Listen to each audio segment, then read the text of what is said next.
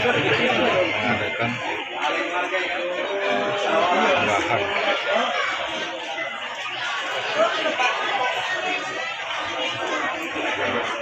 menyambut bulan suci Ramadan.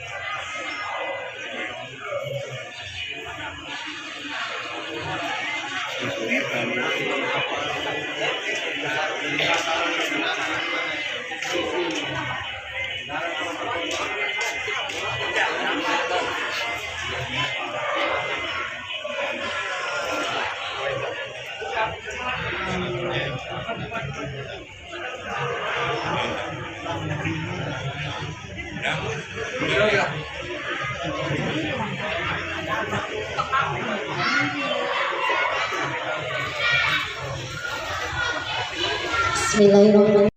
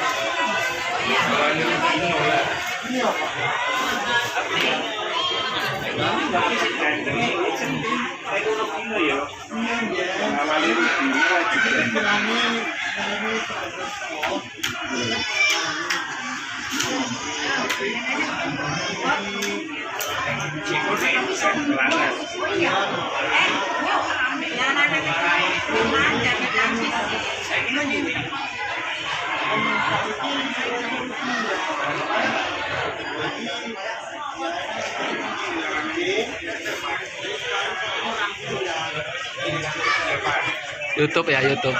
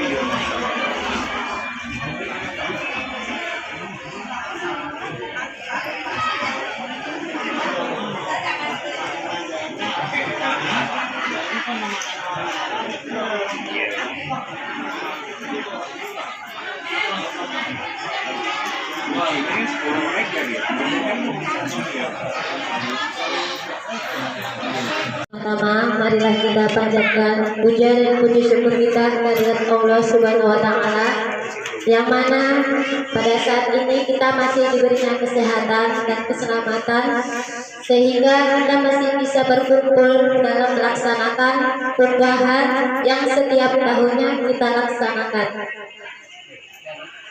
Dan tak lupa pula salawat berkah dan salam kita hadiahkan pada junjungan Nabi besar kita Muhammad Sallallahu Alaihi Wasallam, yang akan kita harapkan syafaatnya di yaumil mahsyar kelak. Amin amin ya rabbal alamin. Baiklah, untuk mempersingkat waktu akan saya bacakan susunan acaranya. Yang pertama, pembukaan dari protokol. Yang kedua, pembacaan ayat suci Al-Quran yang akan dibawakan oleh adik kami Najwa. Yang ketiga, kata sambutan dari tokoh masyarakat sekaligus pemuka agama. yang akan dibawakan oleh Bapak Haji Suryono. Yang keempat, ceramah sekaligus diakhiri doa yang akan dibawakan oleh Bapak Al-Ustaz Bapak Haji Sumito. Yang kelima, pembagian santunan. Yang keenam, acara kenduri punggahan. Baiklah, untuk selanjutnya kita masuki acara yang kedua, yaitu pembacaan ayat suci Al-Quran yang akan dibawakan oleh adik kami Najwa. Pada adik kami Najwa kami persilakan.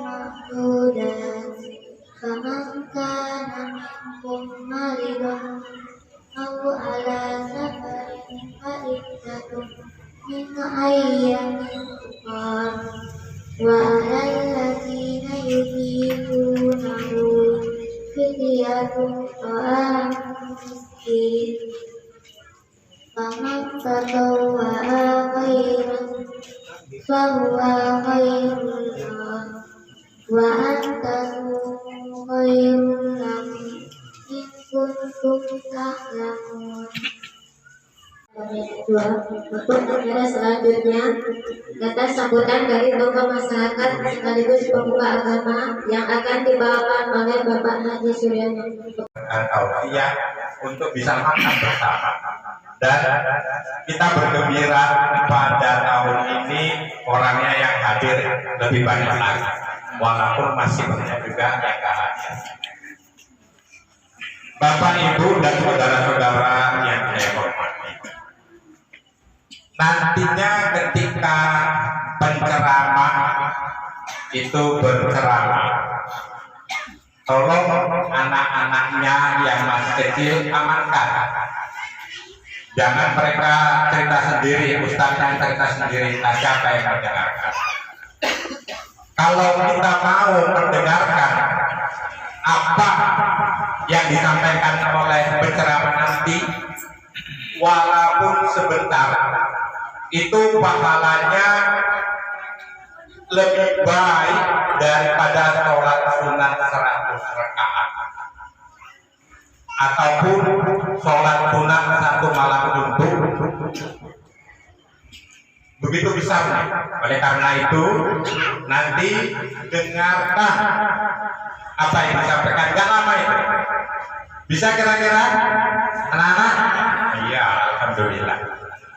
Selanjutnya kami kaum bapak berterima kasih banyak kepada kaum ibu perwiritan yang menyelenggarakan ini, sehingga sebagian uang infaknya bisa untuk menyantuni anak-anak yatim maupun bisa membantu orang-orang yang bisa membutuhkannya. Sebenarnya ini masih banyak atau mungkin ada yang belum dapat. Ini mohon dimaafkan karena memang keterbatasan dananya.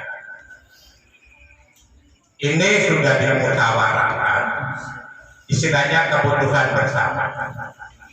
Namun perlu kita ingat, ibu perwiritan itu kan hanya seminggu sekali, nggak tiap hari.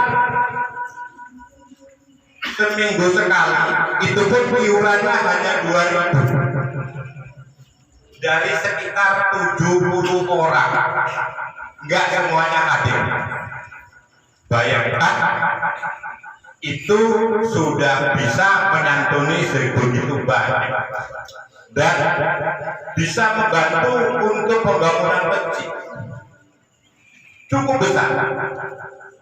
Ini sebenarnya belum apa-apa, masih kecil sekali dibandingkan jumlah penduduk kita 129 orang, 29 kakak maksud saya. Kalau seluruhnya itu beriman dan bertakwa, rame-rame ke masjid satu hari 5 kali. Lah kalau satu kakak itu misalnya ada 4 orang, berapa itu? Udah mendekati ribuan. 5 kali. Gak usah banyak-banyak. Satu hari itu mungkin satu waktu aja naik 1000. Barangkali gak ada lagi orang-orang susah. Karena Allah berjanji, barang siapa, maaf, apabila seluruh penduduk negeri, misalnya perjuangan ini, penduduknya seluruhnya beriman dan bertakwa kepada Allah, Allah akan mencurahkan nikmatnya baik dari langit maupun dari bumi. Artinya Allah akan membuka pintu nikmat. Contoh yang kecil aja, 129 kali puasa saja masjid kita hampir penuh. Gak usah semua yang impak, sebagian aja. Berapa yang bisa untuk menyantuni banyak orang? Seperti contoh di Masjid Jogokarya, sekitarnya nggak ada orang miskin. Bahkan hampir seluruhnya yang nggak punya itu dapat beasiswa.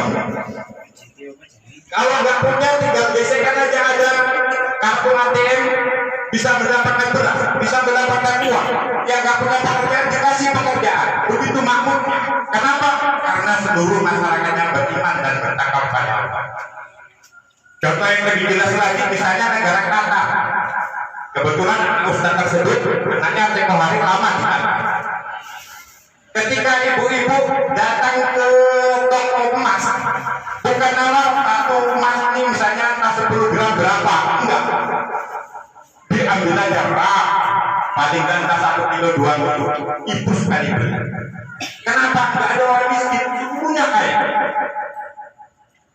Jangankan mereka sholat, ketika bulan puasa mereka itu kedapatan siang, nampak baik laki-laki maupun perempuan, baik yang muslim ataupun yang tidak, langsung ditangkap polisi, masukkan ke dalam penjara selama 1 bulan.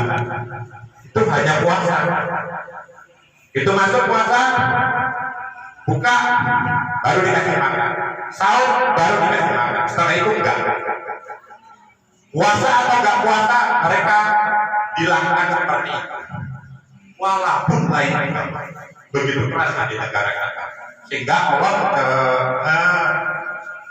berikan namanya luar biasa. Hampir setiap rumah katanya itu sering berkumandang suara gemawayulah, orang membaca Quran. Kita untuk mencari bibit siapa yang mau membaca Quran, saya minta ampun. Seharusnya kita sebagai orang Islam baru, kenapa ini tidak bisa terjadi di antara kita? Yuk, mulai sekarang anak kita, cucu kita ajarkan Al-Quran. Jangan mereka bebas terlalu main-main. Gak ada manfaatnya untuk main-main. Yang salah kalau anaknya gak bisa baca Quran adalah orang tuanya. Yang dituntut nanti adalah orang tuanya. Jadi, himbauan, yuk mari kita tingkatkan iman dan takwa kita. Supaya apa? Supaya Allah memberikan nikmatnya, mencurahkan nikmatnya baik dari itu langit maupun dari bumi. Innallaha la yukhliful mi'ad. Allah tidak pernah memungkiri segala janji. Barangkali demikian segala sesuatu kekurangan yang ada pada diri saya mohon dimaafkan. Maaf? Iya, alhamdulillah. Wabillahi taufiq wal hidayah. Assalamualaikum warahmatullahi wabarakatuh. Waalaikumsalam warahmatullahi wabarakatuh.